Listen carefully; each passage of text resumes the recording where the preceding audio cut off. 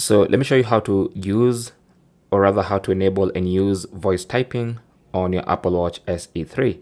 So if you prefer to type with your voice instead of glide typing, because there's no keyboard on this watch, even if there was, it would be too small. So you want to go into the main menu by pressing on the crown once and then go to settings. Under settings, you want to scroll down and go to general. Under general, scroll down until you get to dictation. Tap on that and then enable that option, and then you need to scroll down and tap on enable dictation. And now with dictation enabled, you should now have the voice typing option. So whenever you go to a place where you need to type something, let's say you want to create a new message or you want to search something in the App Store, whatever it is that you need to type, by default you have your glide typing. So it's going to be like this by default, so you can use your fingers to type like that.